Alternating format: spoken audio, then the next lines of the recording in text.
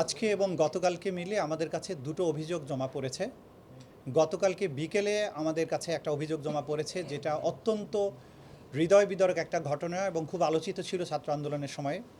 18ই জুলাই তারিখে সাভারে আপনারা সবাই দেখেছেন মিডিয়ার কল্যাণে, সোশ্যাল মিডিয়ার কল্যাণে, যে এপিসির থেকে একটা ছেলেকে গুলি করে তাকে অর্ধমৃত অবস্থায় এপিসি থেকে নির্মমভাবে ফেলে দেওয়া হয় গ্রাউন্ডে।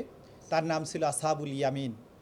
সে MIST অর্থাৎ military institute of science and technology সেখানকার ছাত্র ছিল। সে দুঃসাহসী ভূমিকা নিয়েছিল যখন পুলিশ নির্বিচারে গুলি করে ছাত্র আন্দোলনকারীদেরকে হত্যা করছিল। সেই সময় পাশ থেকে সে লাফিয়ে উঠে এপিসি থেকে যে ঢাকনাটা খুলে অভ্যুত্থানকারীদেরকে গুলি করা হচ্ছিল, সে চেষ্টা করেছিল সেই এপিসির ঢাকনাটা বন্ধ করে দিতে, যাতে করে সেই এপিসির থেকে গুলি করে ছাত্র হত্যা করতে না পারে। এই পর্যায়ে যখন সে এপিসির উপরে উঠে যায়, তখন দুজন পুলিশ এসে তাকে প্রথমে গুলি করে আহত করে। এরপরে এপিসির ভেতর থেকে উঠে আরেকটা পুলিশ বের হয়ে সরাসরি তার বুকে গুলি করে তাকে হত্যা করার চেষ্টা করে এবং গুরুতর আহত অবস্থায় এপিসির উপরে তাকে রেখেই অনেকক্ষণ ধরে আন্দোলনকারীদের আশেপাশে এই এপিসি নিয়ে ঘুরে বেড়ায় পুলিশ। এরপরে এক পর্যায়ে আপনারা দেখবেন ভিডিওতে, যে প্রমাণগুলো আমাদের কাছে ভিডিও রেকর্ডিং সহ সব প্রমাণ আছে, এখানে তারা দাখিল করেছেন, যে এরপরে তাকে এপিসির থেকে অজ্ঞান অবস্থায় কোনো রকম মানবিকতা প্রদর্শন না করে একটা জড়বস্তুর মতো তাকে এক হাত দিয়ে টেনে তুলে এপিসির থেকে রাস্তার উপরে ছেড়ে দেওয়া হয় এবং পড়ে গিয়ে আপনারা দেখেছেন সে মাথায় আঘাত পায় এবং ওই অবস্থাতেও তার নিঃশ্বাস চলছিল, যেটা ভিডিওর থেকে দেখা গেছে যে সেখানে বহু কষ্টে সে নিঃশ্বাস নিচ্ছে। এই অবস্থায় অনেকক্ষণ তাকে রাস্তায় ফেলে রাখা হয়। একটু পরে আবার দুজন পুলিশ এসে তাকে টেনে হেঁচড়ে, একটা জড়বস্তুর মতো টেনে হেঁচড়ে তাকে ডিভাইডারের পাশে এসে ফেলে রাখে। আরও কিছুক্ষণ পরে এসে তাকে দুজন পুলিশ আবার চ্যাংদালা করে ডিভাইডারের এই পাশ থেকে ওই পাশে তাকে নিক্ষেপ করে। তখনও সে বেঁচে ছিল, তখনও সে নিঃশ্বাস নিচ্ছিল।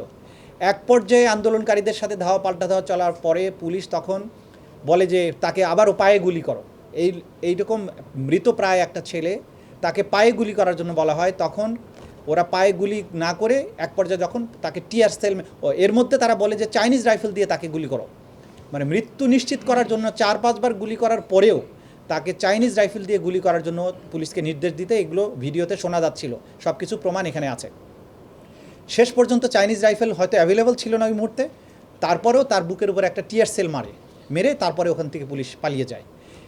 আহত অবস্থায় তাকে দ্রুত ওইখানে পাশাপাশি যে সুপার মেডিকেল কলেজ হসপিটাল নামে সাভারে একটা হসপিটাল আছে, সেখানে তাকে নেওয়া হয়। হসপিটালের গেটে গিয়ে সে পানি চায়, পানি খায়, তখনও সে বেঁচে ছিল। হসপিটালের অথরিটি তাকে চিকিৎসা দেয়নি, তার জন্য গেটটা পর্যন্ত ওপেন করেনি। 1 ঘন্টা ধরে সেখানে ফেলে রেখেছিল কোনো রকম চিকিৎসা ছাড়া। অ্যাম্বুলেন্স সাহায্য চাওয়া হয়েছে সেগুলো নিয়ে, যাতে তাকে বিভিন্ন হসপিটালে নেওয়া যায়, সেটারও সাহায্য করেনি এই সুপার হসপিটাল অথরিটি। এইরকম একজন গুলিবিদ্ধ, একটা নির্মমভাবে গুলিবিদ্ধ একটা ছেলেকে বাঁচানোর জন্য ন্যূনতম চিকিৎসা সেবা দিতে অস্বীকৃতি জানিয়ে তারাও এই হত্যাকাণ্ডের সাথে আলটিমেটলি তাদের সম্পৃক্ততা এখানে প্রমাণ করেছেন। এরপরে অন্য একটা হসপিটালে নেওয়া হয়, ততক্ষণে সে মৃত্যুবরণ করে, শাহাদাত বরণ করে। তার শাহাদাতের পরে, মৃত্যুর পরে তার লাশটা তাদের পারিবারিক কবরস্থানে দাফন করার চেষ্টা করা হলে স্থানীয় আওয়ামী লীগের নেতারা সেই লাশটা সেখানে দাফন করতে দেয়নি। অবশেষে সাভারের ব্যাংক কলোনির যে কবরস্থান আছে সেইখানে তাকে নিয়ে দাফন করতে বাধ্য হয় তার পরিবার। আসহাবুল ইয়ামিনের এই ঘটনা ভিডিওর মাধ্যমে সারা বাংলাদেশে ছড়িয়ে পড়ার পরে মানুষ বেদনার্ত হয়েছেন। গোটা বাংলাদেশে আন্দোলন আরও দাবালন নলের মতো ছড়িয়েছে। এই যে তার হত্যাকাণ্ড, এইটার জন্য আজকে তার পরিবারের গতকালকে তার পরিবারের পক্ষ থেকে তার মামা এসে আমাদের ট্রাইব্যুনালের কাছে এই ঘটনাগুলো বিস্তারিত বিবরণ তুলে ধরে প্রধানমন্ত্রী সহ 78 জনের বিরুদ্ধে, এখানে পুলিশ প্রশাসন যারা এপিসি চালিয়েছিল, এপিসির ভেতরে যারা ছিল, এদেরকে আইডেন্টিফাই করে সাভারের পুলিশের যে সমস্ত অফিসার ছিল সেগুলো সহ, যারা চিকিৎসা দিতে বাধা প্রদান করেছে সবার নাম সহ মোট 78 জনের বিরুদ্ধে এই অভিযোগ গতকালকে আন্তর্জাতিক অপরাধ ট্রাইব্যুনালের প্রসিকিউশন টিমের কাছে তারা দায়ের করেছেন। গতকালকে যেহেতু আমরা আপনাদের সাথে কথা বলার পরে এটা দায়ের হয়েছে, এটা আপনাদেরকে জানাতে পারিনি, আজকে এটা আপনাদেরকে জানিয়ে দিলাম। আজকে দ্বিতীয় আরেকটি অভিযোগ পড়েছে, যে এনফোর্সড ডিসঅ্যাপিয়ারেন্স বা গুমের ঘটনার জন্য আরেকটি অভিযোগ আমাদের কাছে জমা পড়েছে। এনামুল কবির নামে একজন তরুণ ব্যবসায়ী, যাকে 2018 সালের 17 নভেম্বর বাসাবোধ থেকে তার যে ব্যবসায়িক কার্যালয় থেকে ডিবি পরিচয়ে তুলে নেওয়া হয়। ডিবির তদানীন্তন অফিসার মশিউরের নির্দেশে তাকে তোলা হয়েছে, এই কথা বলে তাকে নিয়ে যায়। তাকে চোখ বন্ধ করে হাত পা বেঁধে ডিবি অফিসে আটকে রাখে। 26শে নভেম্বর তাকে ছেড়ে দেয়। এই সময় পর্যন্ত পুরোটা সময় তাকে ব্লাইন্ড ফোল্ডেড করে তার হাত পা বেঁধে হাত পায়ের মাঝখানে লাঠি ঢুকিয়ে ঝুলিয়ে রাখা হয়েছিল এবং তার কাছ থেকে তথ্য আদায়ের চেষ্টা করা হয়েছিল বিরোধী দলের নেতা কর্মীদের ব্যাপারে, নেতাদের ব্যাপারে, বিশেষ করে জামাত ইসলামীর ব্যাপারে তার কাছ থেকে তথ্য জানতে চাওয়া হয়েছে এবং এইভাবে নির্যাতন করে 26শে নভেম্বর তার অফিস থেকে এক বস্তা বিস্ফোরক সদৃশ্য বস্তু উদ্ধার হয়েছে এই মর্মে একটা মামলা তার বিরুদ্ধে মিথ্যা মামলা দায়ের করা হয় এবং সেই মামলা জেল খেটে পরবর্তী সময়ে সে জামিন পেয়েছিল। এই যে 17ই নভেম্বর থেকে 26শে নভেম্বর পর্যন্ত আনলফুলি তাকে গোপন কারাগারে আটকে রাখা বা অথবা ডিবি অফিসে আটকে রাখা, পরিবারকে জানতে না দিয়ে, এই ঘটনার দায়ে, এই মানবতা বিরোধী অপরাধের দায়ে তদানীন্তন পুলিশ প্রশাসনের ঊর্ধ্বতন কর্তা ব্যক্তি, প্রধানমন্ত্রী এবং যাদের নির্দেশে এইভাবে পরিকল্পিতভাবে গুমের ঘটনাগুলো ঘটেছে সারা দেশব্যাপী, তাদের সবার বিরুদ্ধে দায়ী করে মোটামুটি 25 জনের নাম উল্লেখ করে তিনি একটা অভিযোগ আমাদের কাছে দায়ের করেছেন। মোটা দাগে এই পর্যন্ত আজকের কাছে আমাদের কাছে আপডেট। কিন্তু প্রথম অভিযোগ এটা আসলো, ওভারঅল নামটা কি, ওভারঅল এই গুমের অভিযোগ কিন্তু এটা প্রথম আসলো না, গুমের অভিযোগে তো এর আগেও এসেছে, ডাক্তার ঈশিতা আসছে।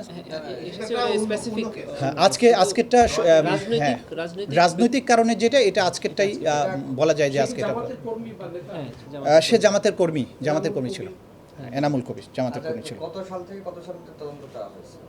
এইখানে স্পেসিফিক করেছে তারা এই তার নিজের ঘটনাকে উল্লেখ করে সে একই সাথে এই সরকারের যত মানে অর্থাৎ অতীত সরকারের বিভিন্ন সময়ে যত গুমের ঘটনা হয়েছে এই পুরো সময়ের মধ্যে সবগুলো গুমের ঘটনার তদন্ত উনি চেয়েছেন এবং বিচারও এখানে প্রার্থনা করেছেন। আমরা এটা যাচাই বাছাই করে মামলায় ফর্মুলেট করার সময় কীভাবে করবো সেটা আমরা সিদ্ধান্ত নেব, বাট উনি চেয়েছেন যে একেবারে এই কত সাল থেকে 2009 সাল থেকে 2024 সাল পর্যন্ত যত গুমের ঘটনা ঘটেছে উনি সব কয়টারই বিচার চেয়েছেন, ইনক্লুডিং ওনার ইন্ডিভিজুয়ালি ওনার ক্ষেত্রে যেটা ঘটেছে সেটার ব্যাপারে বলেছেন। বাকিটা আমরা আইনগতভাবে ভেবে চিন্তে পদক্ষেপ গ্রহণ করব।